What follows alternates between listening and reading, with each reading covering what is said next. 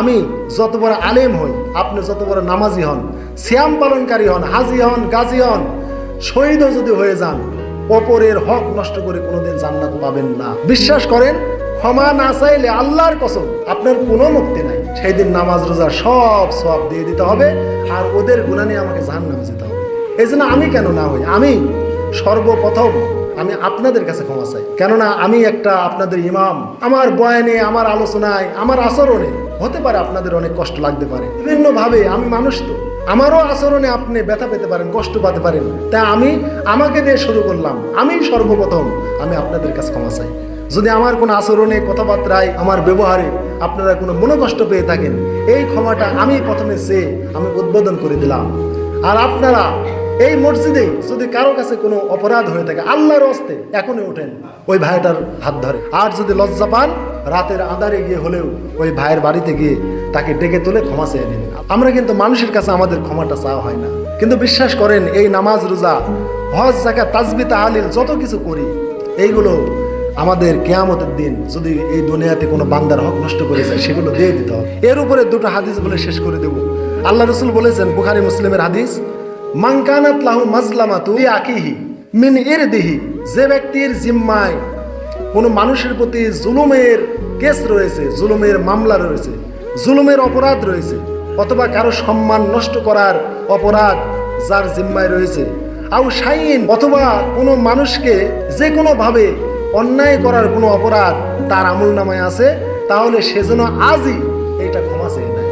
ক্বাবলা আল্লা ইয়াকুনা দিনার ওয়ালা দিরহাম, ওই দিন আসার পূর্বে যেদিন তার কাছে কোনো টাকা পয়সা থাকবে না, দিনার দিরহাম থাকবে না। ইনকানা লাহু আমালুন সালিহুন, এই যে দুনিয়াতে আমরা মানুষের হক নষ্ট করে, মানুষের জুলুম করে, টাকা পয়সা মেরে দিয়ে, জমির আল ঠেলে, যা কিছু হক নষ্ট করে আমরা কিয়ামতে যাব, এই রকম জালেমের আল্লাহ রাসূল বলছেন, ইনকানা লাহু আমালুন সালিহুন, তার যদি আমলে সলিহা থাকে, উখিযা মিনহু বিকদরি মাজলামাতিহি, তাহলে এই দুনিয়াতে আমি আপনি যে জুলুম করেছি, ওই জুলুম পরিমাণ আমলে সলিহা আল্লাহ কেটে ওই পাওনাদারকে দিয়ে দেন। তারপর আল্লাহ রাসূল বললেন, ওয়াইনলাম তাকুন লাহু হাসানাত, আর যদি তার কোনো নেক কর্ম না থাকে, উখিযা মিন সাইয়্যাত সাইবিহি ফাহুমিলা আলাই, তাহলে দুনিয়াতে যার হক আমরা নষ্ট করেছি, ওই লোকটার অপরাধগুলো আমার আপনার ঘাড়ে আল্লাহ দিয়ে দেন। তাহলে এটা কত বড় সাংঘাতিক কথা, যে দুনিয়াতে আমরা যত নেক কর্ম করছি, যদি বান্দার যদি কোনো হক নষ্ট করে যায়, সে বান্দা হতে পারে পিতামাতা, হতে পারে নিজের সন্তান, হতে পারে নিজের স্ত্রী, হতে পারে ভাই, হতে পারে প্রতিবেশী, যে কোনো বান্দার হক যদি আপনি দুনিয়াতে নষ্ট করে যান, তাহলে আমলে সলিহা সেই দিন আল্লাহ কেটে কেটে তাদের দিয়ে দিবে। যেদিন কোনো টাকা পয়সা থাকবে না, সেই দিন এই নেক কর্ম দিয়ে তাকে বদলে দেওয়া হবে। আল্লাহ রাসূল আরেকটা হাদিসে বললেন, আতাদরুনা মাল মুফলিস, তোমরা তোমাদের মধ্যে কাকে সর্বহারা মনে করো? সাহাবীরা বললেন যে আমাদের মধ্যে সর্বহারা ওই ব্যক্তি, মাল্লা দিরহাম ওয়ালা মাতা, যার টাকা পয়সা নাই এবং দুনিয়াতে কোনো চলার মতো যার কোনো ব্যবস্থা নাই, সেই তো সর্বহারা। আল্লাহ রাসূল বললেন, তোমাদের ধারণা ভুল।